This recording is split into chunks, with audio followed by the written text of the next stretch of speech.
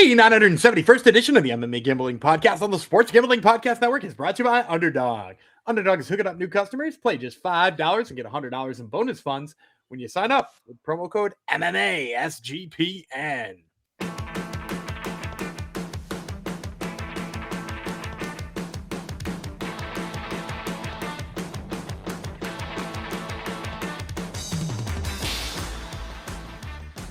Howdy-ho, Degenerinos. Welcome to episode 971 of the MMA Gambling Podcast, the Sports Gambling Podcast Network, dedicated to one of our friends on YouTube, Brian Rose, who commented on our Samurai Fight House episode. Gonna have to call you Bumby after all those underdog picks. He called you Bumby. Dumby was right there. Like Dumby is way better, but no, he calls you I went 2-2 on Samurai Fight House, by the way. I know, that's the thing. And if it's underdogs, then you're up money. So I don't think either of my underdogs hit. I think all the favorite. It was a chalk. Oh no. There was one underdog hit in there too. Yeah, it was kind of chalky. You didn't comment on my 4-1 night over in Arcana though. No, Dumby. I mean Bumby. No, he didn't. He's Arcana. That's 6-3 overall. Those, have ourselves a little holiday weekend. And his real name's Gumby Vreeland, or Gumbo, or whatever else I call him, or Gumball. Danny V. I am Jeff Fox, aka the Dessert Warrior. Arcana. I just saw clips, but boy, there's some good finishes in that fight card for the first event for them. Eh? Yeah, it was loaded. I mean, it's part of the reason why I talked you into doing that event. By the way, this is definitely what people came for in a UFC 323 in card preview. But that's part of the reason I talked you into doing an episode on it. Is like they have like really, really great prospects on that show, and like you're gonna hear about some of them on like a big show sometime in the near future. Like you're gonna hear about the Viplor Kipsanidze, or who is the other one that I was really impressed with? Oh, Ep.971. Ep.971 was really good. He's up to 8-3 now. Like, there are guys you will hear from that show for sure. So even the rugby guy looked good in his first ever fight. Yeah. I mean, for a first ever AMI fight and a guy training for 4 months, he looked deadly. Yep, exactly. All right, that's for the 5 people out there who watched that event. Was it streamed anywhere? Yeah, YouTube. It was free on YouTube. Oh, okay, good, cool. I watched it live, man. See, Gummies are hardcore. Just like my brother's like, who is listening to your Samurai Fight House podcast and Thanksgiving the second it drops? I'm like, well, MMA Upside's a special guy. MMA Upside's a special guy. That's who. All right, UFC 333 is what we're talking about today. Yesterday was a team ride. If you've not watched and or listened to yesterday's prelim episode, make sure you do, because Gummy and I are locked in, even on a bunch of dogs. We are locked in. We'll see if the mind meld continues for the main card. UFC 323, Dvalishvili versus Jan 2 is what we're talking about. After, I'll remind you, this is the last week of our merch holiday sale. So it's your last chance to get all the cool outfits that you see Gumby and I sporting on this here episodes if you watch us on YouTube. And you can get it at 25% off. So sportsgamblingpodcast.com/store is the place to go. Type in holiday at checkout, and you get the 25% off all your merch needs. All right. We can just dive into this card. We talked a little bit about it yesterday. We already talked about Arcana. That was the main thing we had to talk about to kick off here. So the last UFC pay-per-view, at least in the United States, they're going to find a way, Gumby. They upped the price on Paramount a little bit already. So right. Did you have Paramount? Do you already have Paramount? I already had it. Yeah, because I watch football and stuff like that. So like, cool. Yeah, I already had Paramount. So like, it's a little bit more of a cost, but like you're saving a ton over having ESPN Premium, which was going to become a thing, paying for each pay-per-view. Like it's a net win for UFC fans. For now, I wouldn't hold my breath, because things do not get cheaper in this world. They're going to find a way. Oh, this is a premium event. You got to pay for this one. They're going to find a way to get more money out of us. But for now, we'll enjoy it. So 323 is the last pay-per-view under the ESPN banner, we'll say. 10 p.m. start time as per usual. We're at the T-Mobile Arena in Las Vegas. We're starting things off with light heavyweight bout. Jan Błachowicz, he is from Poland. Bogdan Guskov. So we've got an X and a Guskov fighting here. An OV, he's from Uzbekistan. We're going to tell you about him first. Guskov. Zarevich, 18-3, 15 knockouts, 3 submissions. He's finished every one. He's been knocked out once, submitted once. He owes his round still. 4-1 in the UFC. He's won 4 straight and 8 of 9. 4 straight wins via finish. He's not lost a fight since September 2023. He's fight up at heavyweight. 2015 Pro MMA debut. He's a kickboxing champion and a grappling champion. He's an inch taller than Błachowicz, 9 years younger, more active landing strikes. He's outstruck his opponents by 0.87 strikes per minute, plus 115. Jan, 29, 11, and 1, 9 knockouts, 9 submissions. He's been knocked out twice, submitted twice, 12, 8, and 1 in the UFC and the former champ. However, he's lost 2 straight. And he's on 1, 2, and 1 over his last 4. He's not won since May 2022. He was a KSW champion in a former life, 2007 Pro MMA debut, Muay Thai champion, grappling champion, 2-inch reach advantage over Guskov. Better grappling stats than Guskov. He's outstruck his opponents by 0.41 strikes per minute, minus 117. Hey, my turn to start. This is the fight I'm wondering if we're going to get there or not on. I'm going Guskov. I can't. Błachowicz. I don't know why I keep saying it Błachowicz, but anyhow, Błachowicz.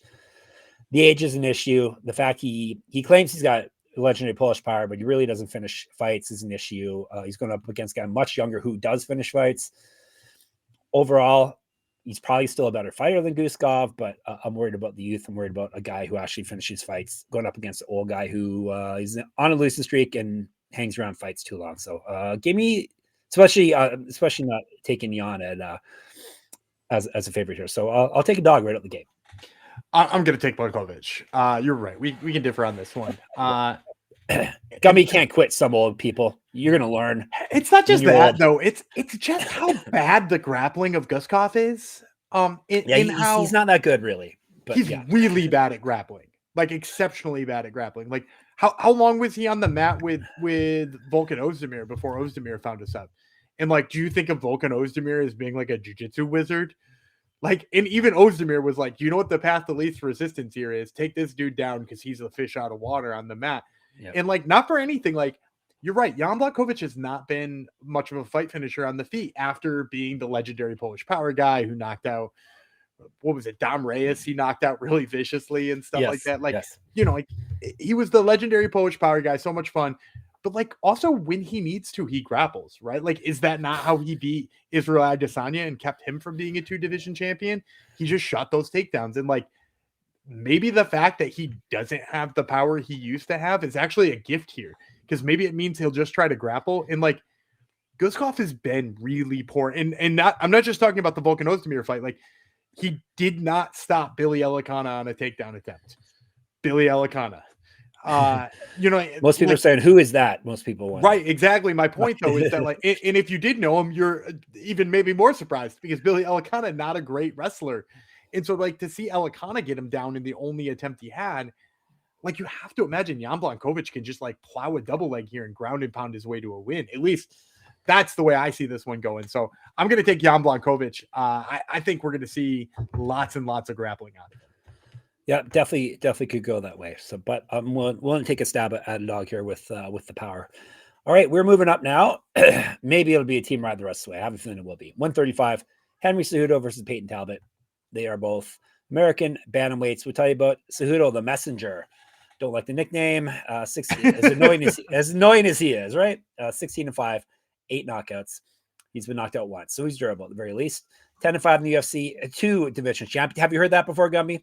2-time champ and an Olympic champ, Triple C. Have you heard that before? Yeah, in fact, the nickname that they use on our screen is Triple C, but I actually like the messenger better than that. Oh god. Speaking of triples, he has lost 3 straight fights. He's 0-3. Before that, he won 6 straight. He's not won since May 2020, Gumby. The good old days of the pandemic, eh? The good old days. That was his fake retirement fight, right? Yes. When he tried to bluff them into thinking he was retiring, and then was forced to actually kind of retire. Yep, it's very, very true. He's fight at 125, missed weight at 125. 2013 Pro MMA debut, gold medalist in Olympic wrestling. Better grappling stats than Talbot. He's outstruck his opponents by 0.36 strikes per minute in the octagon, plus 224. Talbot is 10-1, 7 knockouts, 1 submission. He has never been finished in a fight. 4-1 in the UFC. He won his last bout after dropping his first career fight before that. 1-0 in Contender Series, regional champ. 6 inches taller, 6-inch reach advantage, which is huge. 11 years younger than Cejudo. Better striking stats, more active landing strikes. He's outstruck his opponents by 2.79 strikes per minute, minus 233. Are we going to link up here, Gumby? Honest question. Is Henry Cejudo claiming to retire after the Dom Cruz fight the biggest bag fumble in history? Like if he really didn't want, if he honestly didn't want to retire, then yes, for sure. Because then he has not won a fight since then, and right. the UFC he's still in his prime. I think the UFC did. You know, when somebody says they're retiring, and the UFC just like leaves them in the rankings for like a year because they're like, I don't know, GSP might come back. He was taken out that morning, and they were just like, vacant title. Like early 30s, and no one coming close to beating him, then you shouldn't have walked away. And not a lot of great challengers on the horizon either. I mean, like more came, but like at the time the toughest fight he had was Marlon Moraes, right, in that route. So crazy bag fumble. And I'm gonna take Peyton Talbott here because in addition to Henry Cejudo being on a historically bad run since that moment, he was also said that this is his last fight. He's all done. He's not gonna fight again. The fact that he's saying it beforehand and not just trying to push the UFC's card, I'm more inclined to believe him in this one. And the other thing is, like, dude, how good did Peyton Talbott's wrestling look in that last fight? Yeah. You know, he went from being a guy who lost to Raoni Barcelos because his wrestling sucked, and then he started working with the Rotolo brothers a little bit and went out there and cross-trained at a bunch of other gyms, and man, he like took it to Lima in that fight. So like, man, I'm a believer in how much he's progressed since that fight. And then the reach change is just devastating for Cejudo here. Like, he is going to be swinging at a lot of air throughout a lot of this fight. Yeah. I think Talbott's going to hurt him when he does. Give me Peyton Talbott. Yeah, Talbott's still young in his career, so he's still, rapidly improving on things. So, he's obviously the big hero. And he's like a real cerebral guy too, I think. Like, I think when he's picking up new techniques, I think he picks them up really easily. Yeah, I don't see a path to victory for Cejudo here, so Talbot is the play for sure. All right, before we get you some more winning plays, tell you about NoVig. We're brought to you by NoVig, NoVig. NoVig is America's #1 sports prediction market. NoVig, you're getting the best prices because they have reduced juice. NoVig is available in 35 plus states. Download the NoVig app and get $50 when you spend $5 if you use our promo code SGPN. Get in on the action with NoVig, promo code SGPN. And Underdog. Underdog's your home for pick'em entries where you win up to 5,000 times your entry. Gumby probably has a play for you. I just have a feeling. Yeah, Thursday night football is the Lions and the Dallas Cowboys. We're going to take the higher than on George Pickens receiving yards, right now listed at 81.5. We're coming off a big CeeDee Lamb game. He was banged up a little bit. I think people think that number is going to be on the lower side, but I'm a big believer. Give me the higher than George Pickens receiving yards. He's on my fantasy team, I'm pretty sure, Gumby, and I'm dominating the league, so there you go. That explains it. Like a top 5 receiver this year, man. There you go. Underdog's got a brand new offer for new customers. Play just $5 and get $100 in bonus funds when you sign up with our code MMASGPN. All right, we are on the same page for the first 2 fights. I've already heard you pick for this one, so I've heard you pick for the rest of them, Gumby. So get ready. Brandon Moreno, Mexico. Tatsuro Taira, Japan. They're fighting at flyweight. Third from the top. We're going to tell you about the assassin baby, Moreno. 23-8-2, 5 knockouts, 11 submissions. He has never been finished in a fight. Very durable guy. 11-5-2 in the UFC over 2 stints because they foolishly let him go originally. 2-time champion of flyweight. He's won 2 straight. Before that, he lost 2 straight. Before that, he won 2 straight. He's fed 135, 0-1 in the Ultimate Fighter. Multiple regional championships on his mantle. Correct. Get our shirts, get our merch, get all the good stuff. sportsgamblingpodcast.com/store. Remember, the checkout code is holiday. 25% off. Let me see. He's been around professional MMA since 2011. He's more active landing strikes than Taira. He's outstruck his opponents by 0.34 strikes per minute, plus 110. Taira, 17-1, 5 knockouts, 8 submissions. He has never been finished in any fight. He's 7-1 in the UFC. Won his last belt via submission. Regional champ. He's fed at 115 and 135. 7 years younger than Moreno. He's outstruck his opponents by 0.33 strikes per minute. Better grappling stats than Moreno, minus 117. Unlike former champ Cejudo, Moreno still has plenty left in the tank. I don't know why he's being... I guess I can see why he's the dog here. I'm taking him, though. He's going to be better on the feet, and he's a very good grappler. Maybe not a better wrestler than Taira. Not a lot of people are better wrestlers than Taira, but he's definitely knows what he's doing on the mat, and I think he's going to be better on the feet, and I think he's a very live dog in this matchup. So give me the assassin baby. Plus 1. Yeah, and we're going to talk about Pantoja in a second. And you're going to hear me gush about how great of a wrestler he is because, I'm just overwhelmed by how good his grappling abilities are here. And he barely was barely able to take down Moreno. I shouldn't say that, but like he whiffed on half of his attempts taking down Brandon Moreno and only wound up with like, I think it was 1:20 per takedown of control time. So like he's both hard to get down and hard to keep down. And as we've seen with Taira, and I do really love Taira, love the wrestling abilities. His striking seemingly is coming along. He started pumping that jab out more. He's definitely rounding himself out. But when we saw him step up in ability level and his wrestling kind of fell apart, he was a fish out of water. He could not fight these top level guys in their realm. And that's for me why I have to be on the dog side of this one, is that like it feels like if you want to be in on Taira, you have to believe that he can take down and hold down Brandon Moreno, which pretty much nobody has done, right? Like outside of Pantoja kind of sort of doing it and Pantoja doing it in the tough house. Like those are the only times that people have really like held and kept down Brandon Moreno. And at this iteration of Moreno, like I think you kind of have to deal with him striking regardless of how good you are wrestling. So I don't think Taira does very well in that realm. So give me Brandon Moreno and his much quicker striking and probably better jiu-jitsu, if I'm being, completely frank. All right, there we go. We are both taking the dog here. We'll go to the co-main event. I think the dog plays are done for now. UFC Flyweight Championship, Alexandre Pantoja from Brazil, Joshua Van from Myanmar, 5-5-man rounds, 125. The challenger Van, the fearless Joshua Van, 15-2, 7 knockouts, 2 submissions. He's been knocked out once, submitted once. 8-1 in the UFC. He's won 5 straight fights. He's a regional champ. 11 years younger than Pantoja. Better striking stats and twice more active landing strikes than Pantoja is. He's outstruck his opponents in the UFC by 2.5 strikes per minute. He's at plus 205. The Cannibal versus the Fearless. The Cannibal's 30-5. 8 knockouts, 12 submissions. He's never been finished in a fight himself. That is very durable. 35 fights. 14-3 in the UFC. He's a champ. 4 successful title defenses. He's won 8 straight, 2 straight via submission. 2-1 in the Ultimate Fighter. Regional champ. 2007 Pro MMA debut. He's outstruck his opponents by 0.48 strikes per minute, minus 223. Yeah, this is... Go ahead, gush away. This is Pantoja all day for me. And it's no shade on Van. I actually think Van will be a champion one day. We love Van. We love Van, but just not here.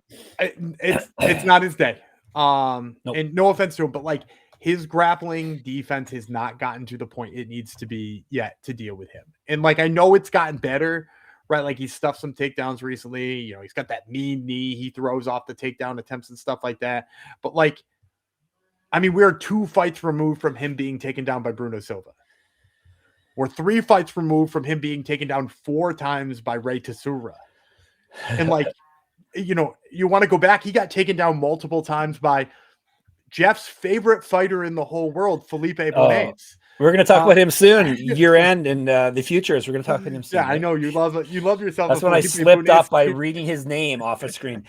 Yeah, he loves Felipe, but Bones got him down 2 out of 6 times in that fight.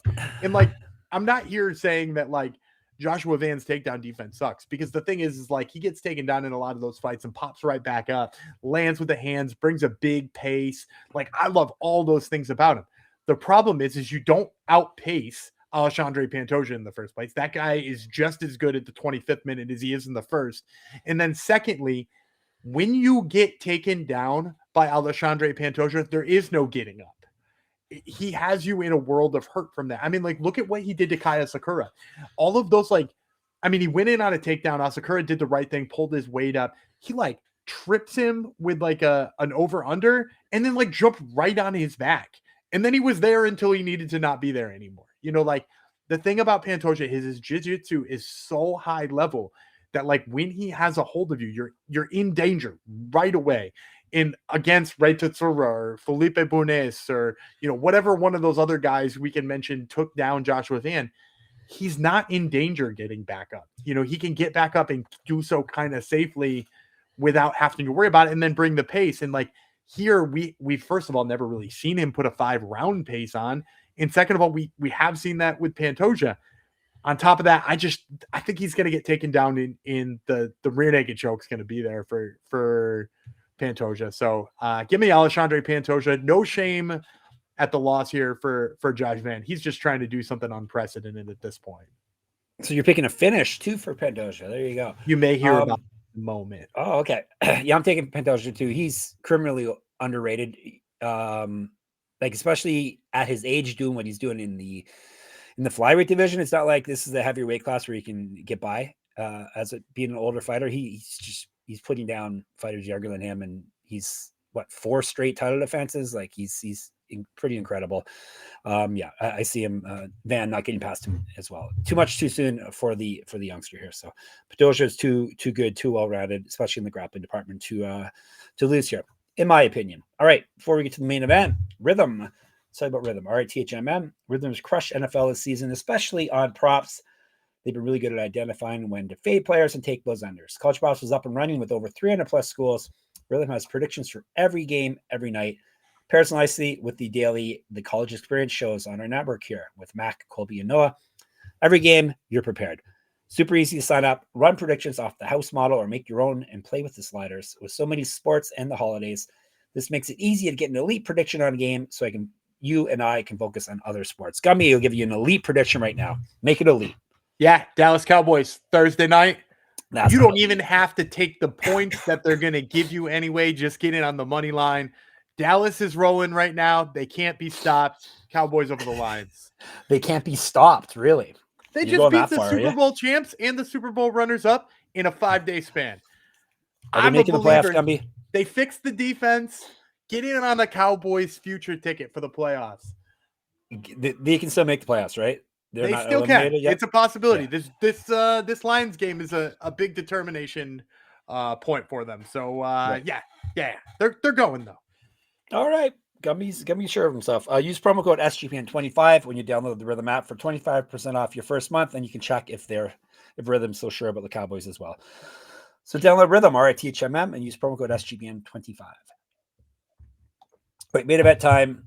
Another fight we kind of know who's going to win before the fight actually happens, because we've actually seen this one happen before. UFC Bantamweight Championship, Merab Dvalishvili from Georgia, Petr Yan from Russia. 5 5-minute rounds, 135. The challenger is Yan No Mercy. Petr Yan, 19-5, 7 knockouts, 1 submission. Never been finished in a fight. 11-4 in the UFC and the former champ. He's won 3 straight. Before that, he lost 3 straight. He's not lost a fight since March 2023. That was to this man, Merab. Regional champ, 2014 pro MMA debut, an inch taller than Merab, 2 years younger. Better striking stats, more active landing strikes, and he is at plus 340 on the board. The Machine, the best. Maybe not the best name, the most apt nickname in the sport. He's 21-4, 3 knockouts, 2 submissions. He's been submitted once. 14-2 in the UFC. He's the champ, 3 title defenses under his belt already. He's won 14 straight. He's not lost since April 2018. He's fed at 145. Regional champ, 2014 pro MMA debut. Sambo, silver medalist, an inch of reach over Yan, minus 376. Eventually, Merab, the wheels are going to fall off, especially. I don't think so. No, eventually he's going to. Not this one. You think he's going to go on? He's a machine. Like this until he's 50. You got to worry about the amount of times he's been fighting. It's good. We get to see him fight lots. Do you have to worry about his that? style? Dude but dove face first to a frozen lake and won that battle. That's true. Oh, that was funny. I forgot about that. No, I don't worry about Merab at all. But no, he's already shown that he can beat Yan. Yan deserves the rematch. He's turned his career around. It looked like he was done.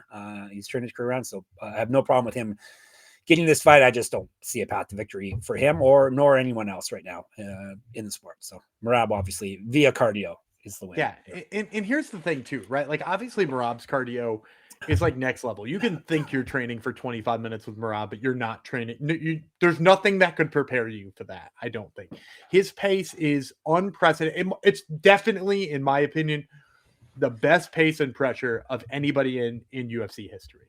I don't think anybody can do what Merab is doing right now. I think it is the very best the sport has ever seen.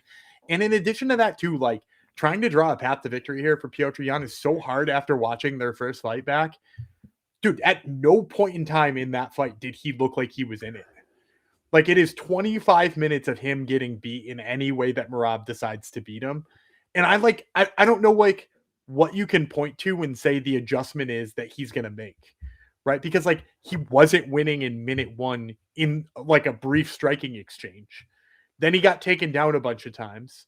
And then he was still not winning in the striking exchanges after that. And then he gassed before Merab did. So, like, what are you saying here that is the change? If you say, like, oh, well, you know, he'll figure out Merab striking. Okay, well, then will he defend the takedowns? Oh, maybe the first couple. Okay, yeah. And then will he have better cardio? Like, he has to fix literally everything in order to win this fight or somehow come out, like, with a lucky shot. And the thing is Merab, that dude has taken so many left hands that I thought should have knocked him out, and, like, none of them have. He is definitely built in a way that no human being has ever been built before. And Petr Yan would have to change functionally everything about the first way that he fought him in order to beat him. I don't think he can do it.